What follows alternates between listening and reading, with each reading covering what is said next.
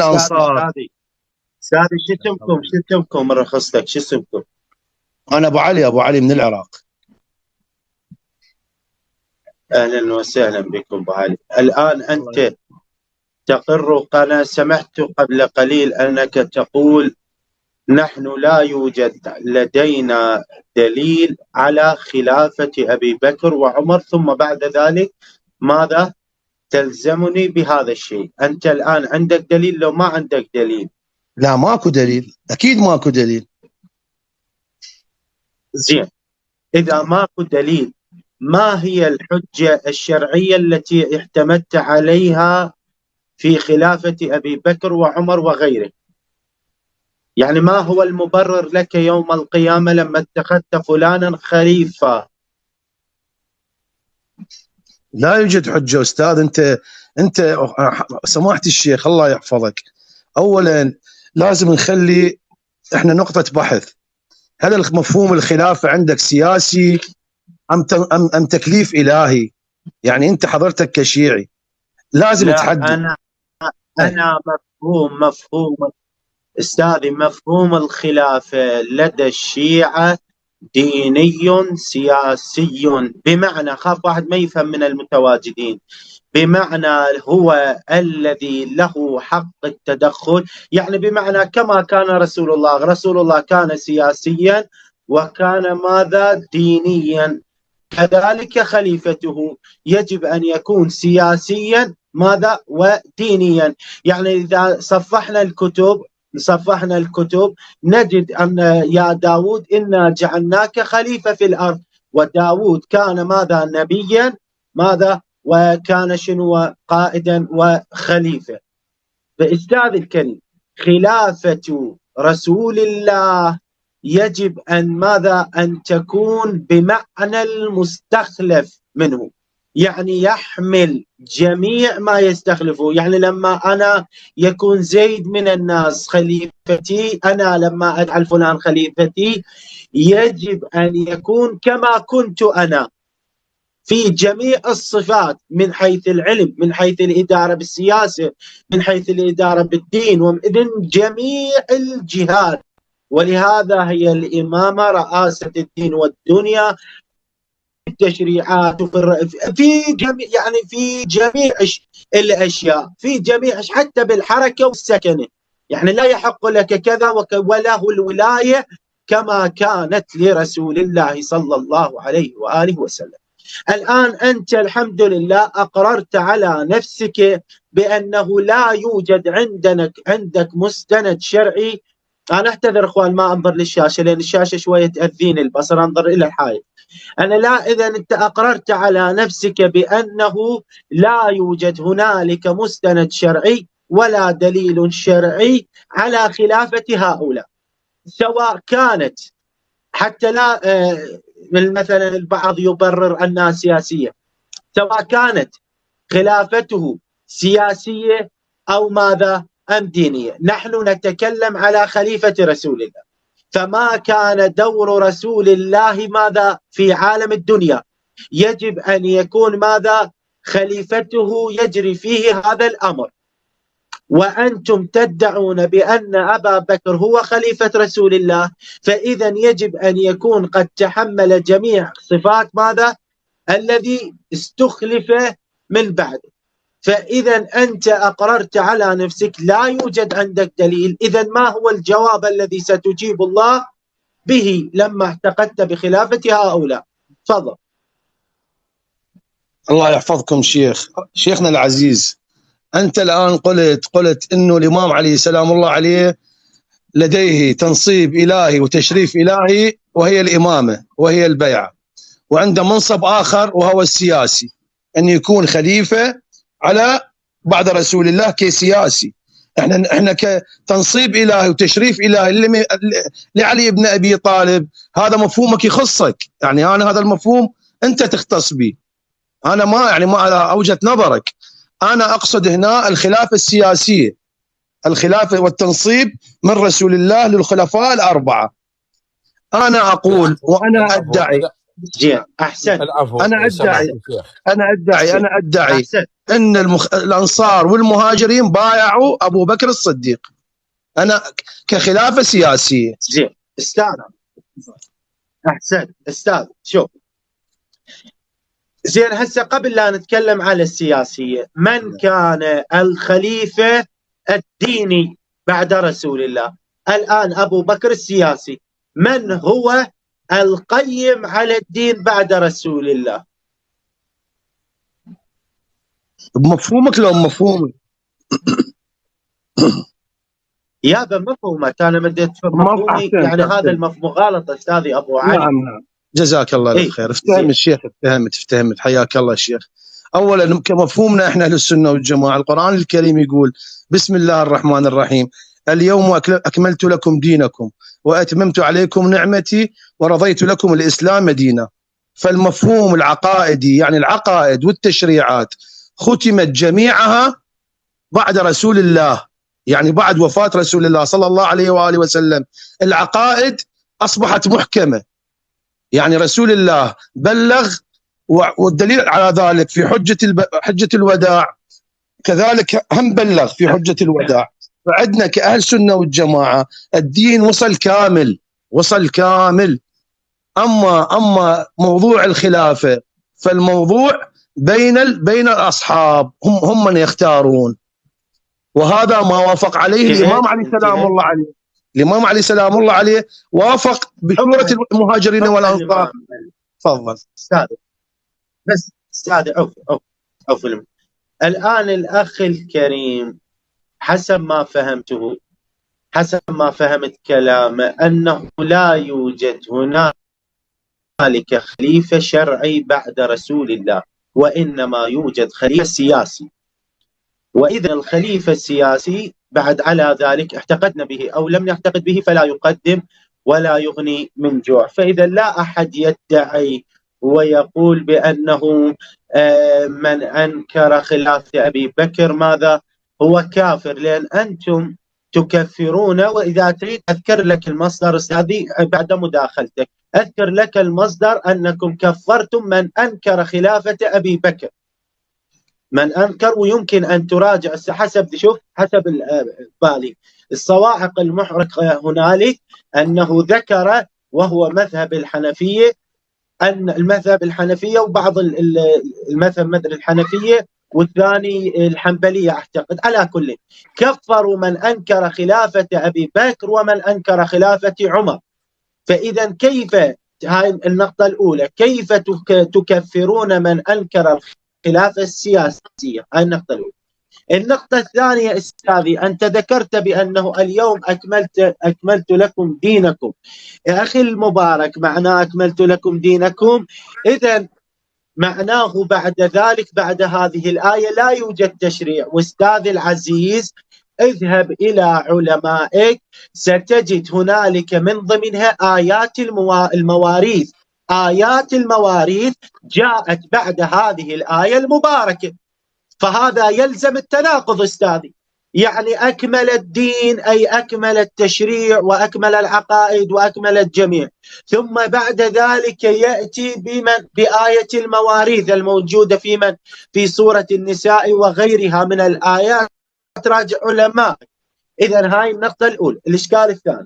الإشكال الثالث استاذي، أنت لم تبين الحاكم الشرعي بعد ذلك، لأنه نجد هنالك في التشريعات اختلف الصحابة في الجهر بالبسم الله، اختلف الصحابة في الوضوء، اختلف الصحابة لقد ذكرنا هذا بصلاة رسول الله. إذا ما هو المرجع احنا نتكلم على الخليفة الديني يكون مرجع للمسلمين في فهم كلام ماذا؟ النبي والتشريع.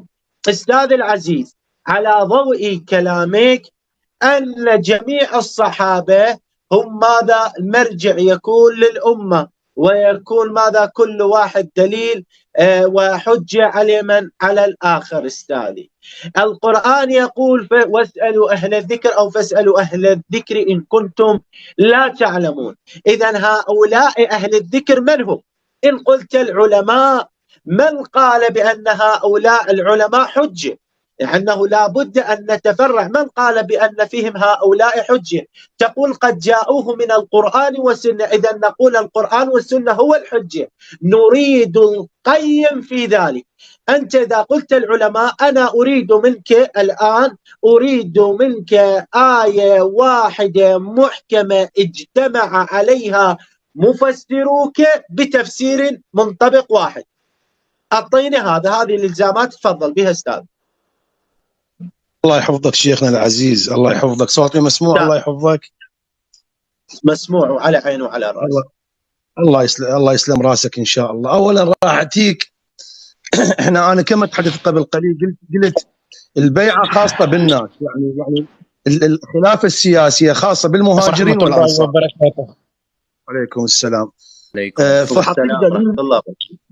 راح اعطيك دليل انه امير المؤمنين سلام الله عليه كتاب الارشاد للمفيد عندما لم يبايعه الصحابه، منهم عبد الله بن عمر بن الخطاب وسعد بن ابي وقاص ومحمد بن مسلمه وحسان بن ثابت واسامه بن زيد، ما رواه الشعبي قال لما اعتزل سعد عن امير المؤمنين عليه السلام وتوقفوا عن بيعته حمد الله واثنى عليه، ثم قال: ايها الناس انكم بايعتموني على ما بويع عليه من قبلي وانما الخيار للناس. نعم طلع الشيخ، طلع. يلا يا ريت. طيب اخونا نعم انتظر الصفحه ان شاء الله. تعطينا الصفحه الارشاد للمفيد الجزء الاول الصفحه 243، خطبه علي بن ابي طالب سلام الله عليه قبل تنصيبه للخلافه في المسجد. يا رقم معاي الجزء الاول، يا رقم الجزء الاول صفحه 243. 243. نعم شيخ، نعم. عندما اعتزله الصحابه بعدم البيعه، هنا امير المؤمنين سلام الله عليه ياكد على فد موضوع جدا مهم، وهو نقيض بكلامك يا شيخ: ايها الناس انكم بايعتموني على ما بويع عليه من كان قبلي وانما الخيار الى الناس قبل ان يبايعوا، فاذا بايعوا فلا خيار لهم، وان على الامام الاستقامه وعلى الرعيه التسليم، وهذه بيعه عامه، من رغب عنها رغب عن دين الله الاسلام واتبع غير سبيل اهله، ولم تكن بيعتكم اياي فلته. يعني شنو يقصد فلته؟ يعني فجأة مثل بيعه ابو بكر وعمر. ولم تكن بيعتكم اياي فلته يعني فجأة، وليس امري وامركم واحد، واني اريدكم لله وانتم تريدونني لانفسكم.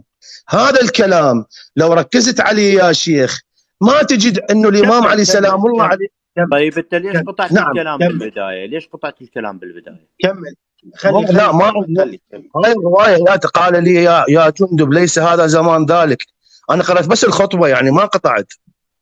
اوكي يلا زين خلي كمل. يلا عفوا الروايه استاذ محمد. كمل استاذ. انا يا شيخ العزيز انا استدلالي بالموضوع خطبه الامام علي سلام الله عليه. هنا يقول انما الخيار الى الناس، يعني هذا استدلال جدا كبير وجدا عظيم. ان بايعوا يعني ما معقول اكو تنصيب الهي وامير المؤمنين سلام الله عليه يرجع للناس. اكيد لازم يذكرهم انه انا ترى يابا نزلت بي الايه الفلانيه: يا ايها الرسول بلغ ما انزل اليك من ربك، هاي ايه. بسم الله الرحمن الرحيم: انما وليكم الله ورسوله والذين امنوا، هاي ايه ثانيه. احنا نرجع على الثقل الاكبر اولا حتى يلزم العالم بالقران الكريم ثم يعود الى الاحاديث. الك المايك شيخنا العزيز، جزاك الله الف خير. زين احسن. اخواني الكرام الاخ قبل لا اسال حبيبي استاذ عمر كل الهلا بيك والسيد ابو الغيث، احنا ما رحبنا بكم، نعتذر اخواننا، بس بعد شو تشوفون المواصله والمحبه بينه وبين ابو علي شويه، اثنيناتنا واحد يحب الثاني ان شاء الله. ابو علي يتحملني وان شاء الله احبك بالله يا شيخ، والله احبك بالله يا شيخ، والله يرضى عليك حبيب ابو علي حبيب الله يعزك. احنا ماكو مشكله، انت لا راح تقتنع ولا أنا راح. إحنا المشكلة يكون العلم هو الحاكم والله يوم القيامة، وعلى المشاهد أن يحكم. إخواني، قبل أأتي من الأخير مما جاء به أستاذ الأخ العزيز. أولا قال ما رواه الشعبي. أولا الشعبي هو أولا أستاذ حبيبي أبو علي، مثل ما ترى أن الرواية مرسلة كما الآن، هاي وحدة.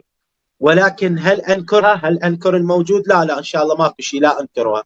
إخواني، أول شيء أبدي من بعض ما ذكر. قال إنكم أيها الناس إنكم بايعتموني على ما بويع عليه من كان قبلي، وإنما الخيار إلى الناس قبل أن يبايعوا. الخيار إلى الناس قبل أن يبايعوا، أما إذا لم يبايعوا لا خيار هنا. فإذا بايعوا فلا خيار لهم، وإن على الإمام الاستقامة. نعم، هذا واجب على الإمام أن يأخذ أمة في منفل الاستقامة، وعلى الرعية التسليم. ولهذا أن الذين ماذا متواجدين هنالك المفروض في زمن أمير المؤمنين كل ماذا يسلموا لأمير المؤمنين. مع شديد الأسف أن هؤلاء الصحابة ما سلموا، وسيأتي النقد الآخر. وهذه بيعة عامة، من رغب عنها رغب، من رغب. شوف أول شيء، وهذه بيعة عامة. أي بيعة أخواني؟ بيعة علي بن أبي طالب. وهذه بيعة عامة، بيعة علي بن أبي طالب. من رغب عنها يعني الذي لا يريدها ولا يرغب بها. شنو أخوان الجواب؟ رغب عن دين الإسلام، يعني الدين الإسلامي أصلا ابتعد عنه وما يرغب بالإسلام. الذي يبتعد عنه ماذا؟ لا يرغب بيعة علي، ماذا؟ لقد ابتعد عن من؟ عن الإسلام. هذه الخطبة التي جئت بعد. واتبع غير سبيل أهله. نعم، اتبع غير سبيل أهل الإسلام. هذه الذي هي رد على هؤلاء، على عبد الله بن عمر وسعد بن أبي وقاص ومحمد بن مسلمة. هؤلاء ماذا؟ ليس من أهل الإسلام كما في شهادة أمير المؤمنين بالخطبة التي احتججت بها عليه. زين. ولم تكن بيعتكم إياي فلتة. الأستاذ أبو علي من قال فلتة اتذكر فد مسألة، فلهذا قال فجأة. لكن أستاذي أنت ذكي والحمد لله، لكن هذه فلتة أنا سألتزم معك هذه فجأة، لكن هذه الفلتة التي وردت في صحيح مسلم ماذا قال عمر؟ قال وقى الله شرها، يعني جعل هذه الفلتة وقى الله شرها فالعودوا بمثلها. بابا شوي تعال يا زين. قال ولم تكن بيعتكم إياه مثل ما صارت بيعة أبي بكر فاتقى الله شرها، وليس أمري وأمركم واحد، وإني أريد الله. شوف، أنا أريدكم لله يا عبد الله بن عمر ويا حسان بن ثابت وأسامة بن زيد. مع شديد الأسف أسامة بن زيد الذي أمره الرسول نكث عن بيعة علي بن أبي طالب. قال وإني أريدكم لله وأنتم تريدوني لأنفسكم. أنا أريدكم لله أوصلكم. وأيم الله، هاي الأخ والأستاذ أبو علي ما كملها أيضا.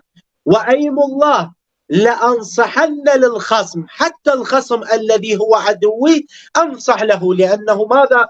لأنه أخلاقه أخلاق رسول الله. ولأنصفن المظلوم. وقد بلغني عن سعد وابن مسلمة وأسامة وعبد الله، يعني عبد الله بن عمر وحسان بن ثابت، أمور كرهتها والحق بيني وبينهم، يعني الحكم يوم القيامة الله. هذه النقطة الأولى. النقطة الثانية أستاذي أبو علي، أنت شوية خفت عليك قد مسألة وإن شاء الله تتضح عليك. هؤلاء الذين لم يبايعوا على مقولة أمير المؤمنين هم ليس من على سبيل الإسلام ورغبوا عن الدين، وستقول هذا عندك في اعتقادك ولا يلزمني، لكن المشكلة وين؟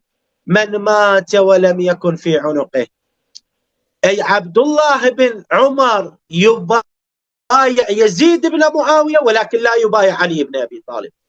هذا الذي وقعت فيه أستاذي. أليس بيعة علي عليه السلام كانت واجبة؟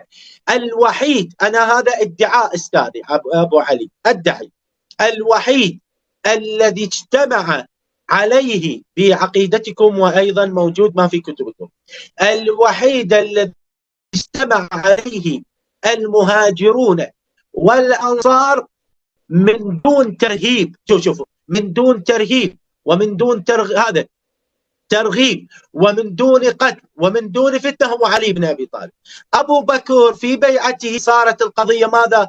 الأنصار قالوا منا أمير وقالوا ذلك منكم أمير، اقتلوا سعد، اقتلوا كذا، فصارت ضوضاء إلى أن مد عمر ماذا يده إلى البيعة، ثم بعد ذلك تسلسلت المسألة.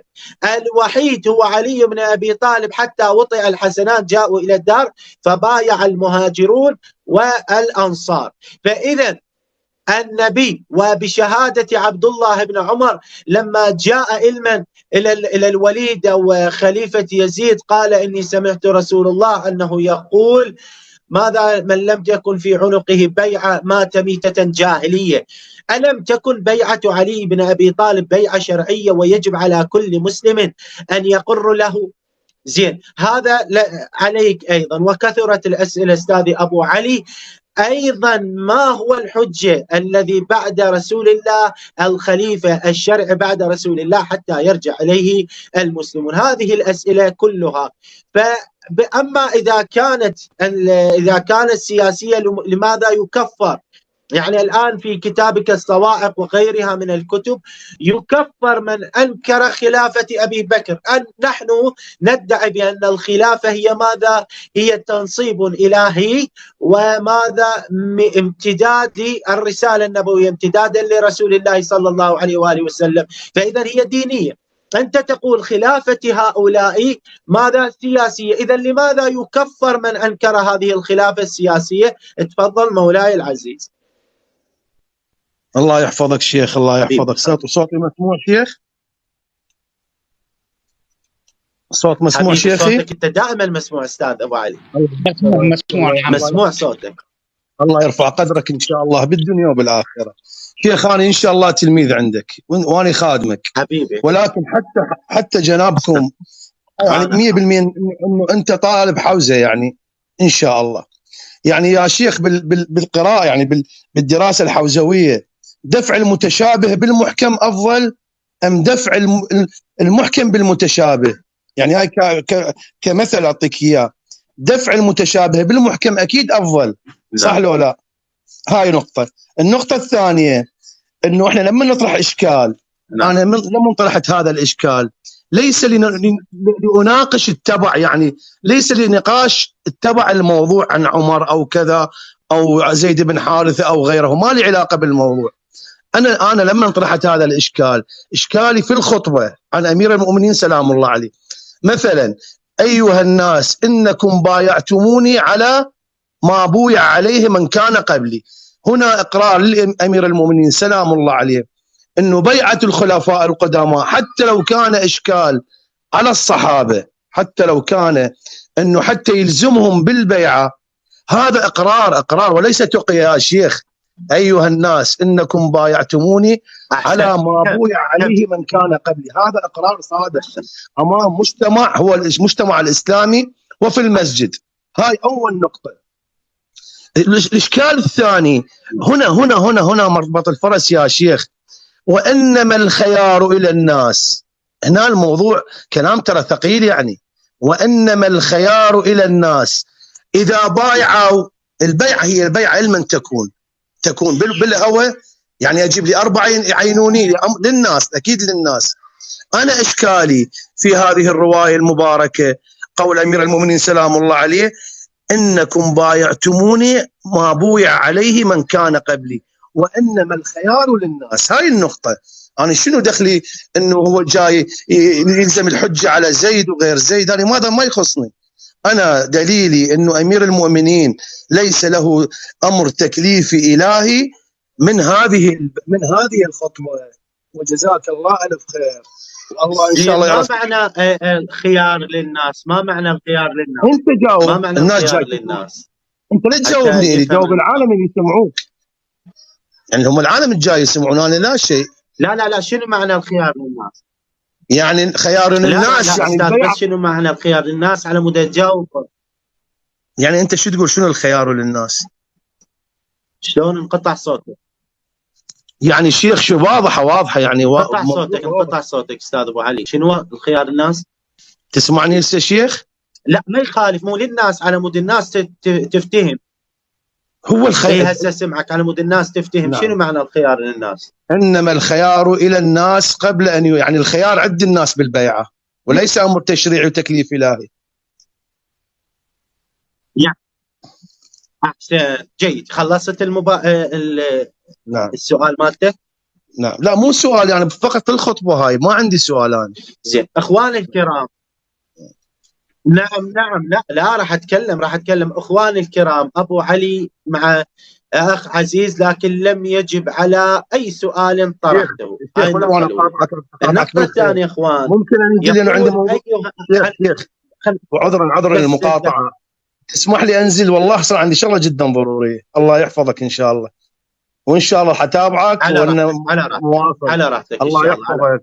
وتحياتنا للاخوه الكرماء اللي سمحوا لي اتكلم براحتي. والله يحفظكم جميعا. تحياتي يا اخواني يا اعزائي. كل الهلا. بس انا اعلق تعليق اخر. على راحتك حبيبي ابو علي، خذ راحتك. كان اخوان بس اعلق على هاي المساله. اخوان انه يقول اول شيء احنا تكلمنا على سند الروايه اخواني هذه، لكن انا قلت له لا مشكله ان نتكلم على متن الروايه على مود استقبل الاخوه. اخوان ماذا يقول هو؟ قال ايها الناس انكم بايعتموني على ما بويع عليه من كان قبلي.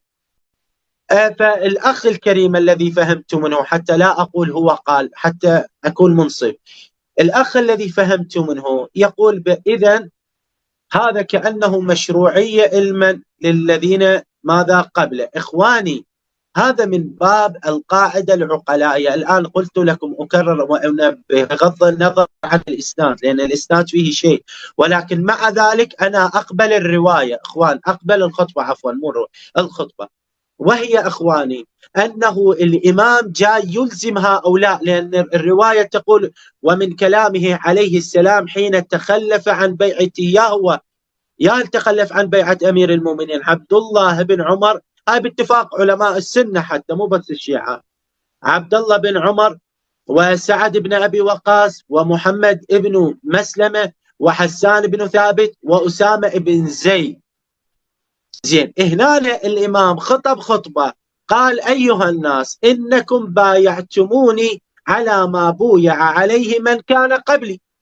أنتم لما أعطيتم الشرعية وألزمتم أنفسكم بخلافة أبي بكر وخلافة عمر وخلافة عثمان، إذا نفسيتكم أنتم بايعتموني مثل ما بايعتم هؤلاء بايعتوني. فإذا مثل ما أنتم أطعتم هؤلاء الخلفاء الذين من قبلي، وجب عليكم أن تطيعوني أنا.